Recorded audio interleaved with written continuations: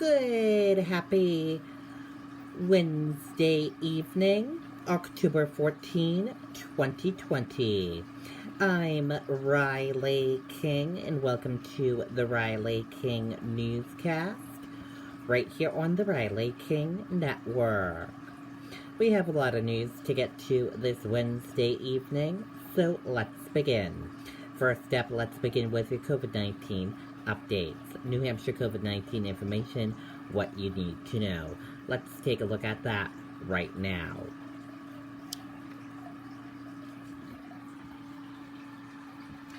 And here's a look at that information for all of you right now. There are 9,279 number of people in New Hampshire have tested positive for COVID-19. 7,847,714 number of people in the United States who have tested positive. 456 number of deaths from COVID-19 in New Hampshire. 787 number of people who have been hospitalized with COVID-19 in New Hampshire. And 702 number of deaths from COVID-19 in the United States. Let's take a look at this map of New Hampshire right here where current cases of COVID-19 are. In Manchester, 93. Let's take a look at this map of New Hampshire where total cases of COVID-19 are. In Manchester, 2219. And let's take a look at this chart here. Let's start with the first chart here. New cases each day in New Hampshire in the purple. Daily new positive COVID-19 cases. In the orange, new hospitalization. And then the red are the deaths. And let's take a look at this chart here. Current cases in the purple, total current COVID-19 cases, and in the orange, current hospitalizations. And let's take a look at this chart here, total cases. In the purple, total positive COVID-19 cases. In the orange, total hospitalization, red, deaths, and blue, recovered.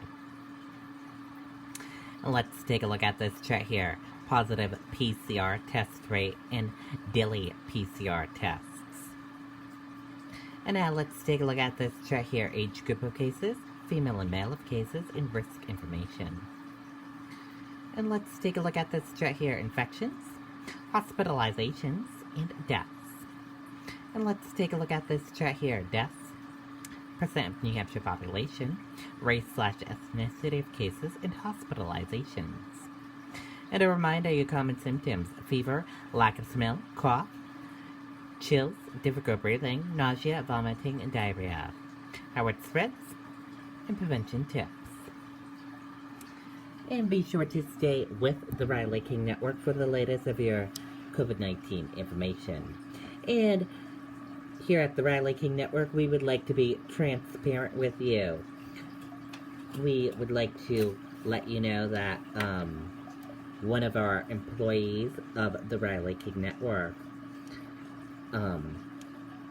who works remotely, does not work in the building of the Riley King Network, works remotely, came into contact of COVID and will be quarantining next week or so.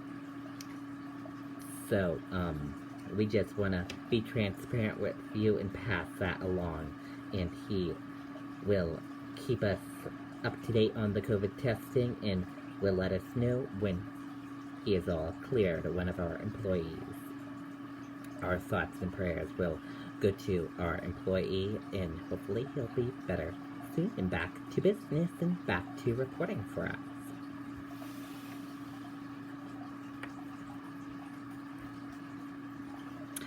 Pinkerton Academy cancels fall sports, switches to remote learning after COVID-19 exposures. Headmaster says person exposed to known cases went to campus despite being told to quarantine. Pinkerton Academy has ended fall sports and is moving to remote learning through the rest of October because of a significant community exposure to people with COVID-19. In a letter to the school community, Headmaster Timothy Powers said a person who was last on campus Thursday tested positive for COVID-19. He said another person who had been exposed to that person went to campus Wednesday despite being told to quarantine. Powers said the school was aware of significant community exposure to the cases linked to activity outside of the school's daily operations. He said the cases all stem from people not following quarantine guidelines. He said so many staff members and students might have been exposed that the school could not remain in its hybrid model with so many people possibly needing to quarantine. Powers said because of the number of people involved and the expectations of more positive cases, fall sports are being canceled and other activities such as band will be temporarily suspended. We sincerely apologize to those students who are impacted by this, especially because the vast majority have gone above and beyond to follow protocols to safeguard their participation in these activities, Powers said. Beyond your control, the actions of a few others have impacted you unfairly. We are sorry for this. He said anyone who had close contact with the cases might begin showing symptoms at this time. The school is working with the Department of Health and Human Services to conduct a contact tracing investigation. Powers said anyone identified as being at risk will be contacted. COVID-19 spreading more quickly in Nashua, Manchester.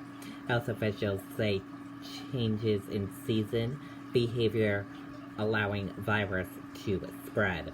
Let's take a listen to that video from WMUR News 9, Amy Cavino.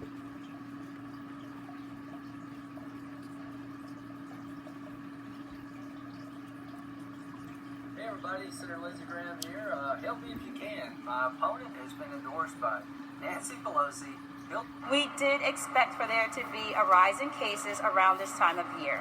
The state map shows Manchester with twice the positivity rate and Nashua quadruple the positivity rate compared to the rest of the state. Why now? There are a couple of culprits. People are back to doing their everyday things. Lots of things have opened up. Restaurants have gone from 50% to 100% capacity. Health officials are noticing an uptick in asymptomatic transmission. This free test clinic held on Tuesdays is swabbing up to 170 people a week.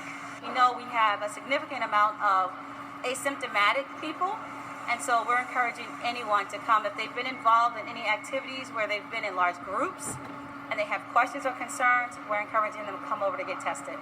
Drenching rain and raw temps kept downtown Nashua deserted, which means people are indoors together. Another shift in the spread of COVID is much closer to home. We've noticed that sometimes it's an entire family that's sort of coming in. A couple of people have symptoms. The other people also want to get tested. The emergency department at St. Joe's started to see an uptick in patients 7 to 10 days ago. Health officials are urging testing and vigilance in paying attention to symptoms that might seem like allergies or a cold. It's the very mild symptoms that people are having that they're not actually contributing it to COVID. Dr. Vadi says as the weather becomes colder and wetter, transmission will likely shift from community spread to familial spread. In Nashua, Amy Cavino, WMUR News 9. Okay, and there you go on that video and that report. Parents in Nashua protest and push to get more students learning in person. Currently, only special education students are on a hybrid learning model. Let's take a listen to that video from WMUR News 9.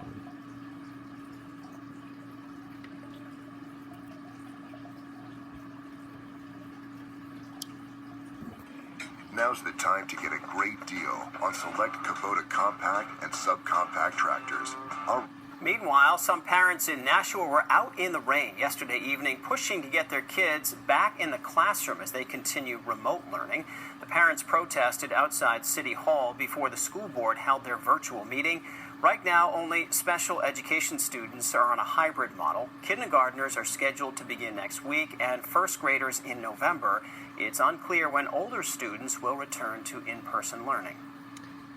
We are as creative and flexible and understanding as possible with all of our districts, but if our one classroom or one school might not make it to that hybrid in person because of a case within their school. Now, during the meeting, the school board voted to create a subcommittee to come up with a revised remote and hybrid learning plan. Okay, and there you go on that video and that report. Businesses, non-profit, join to promote New Hampshire's outdoors for younger workforce. Officials say pandemic provides opportunity to attract workers from urban areas. Let's take a listen to that video from WMUR News 9, Ray Brewer.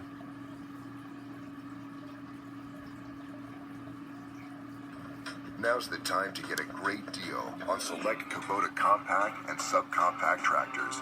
Our reliable... Good afternoon, Sean. In addition to promoting New Hampshire's outdoors and the businesses associated with it, another aim of the coalition is to attract a younger workforce to the Granite State. And New Hampshire is well known for its many outdoor activities. The Granite Outdoor Alliance hopes to leverage that, making New Hampshire known as a world-class outdoor recreation area. And with COVID-19 causing a flight from urban areas, the public-private partnership says this is an opportune time to promote New Hampshire's quality of life and attract new businesses and people to the state. Between workforce, business recruitment, and continuing our work in tourism marketing, and bringing all of those together in a consistent and singular strategy.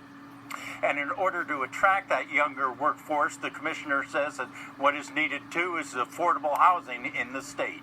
Reporting live, Ray Brewer, WMUR News 9. Okay, and there you go on that video and that report. And thank you for watching this evening edition of the Riley King Newscast right here on the Riley King Network. I hope you all have a great rest of your evening, and I'll see you back here tomorrow for another newscast. I'll have a news report coming up in a little bit. Good night and goodbye, everyone.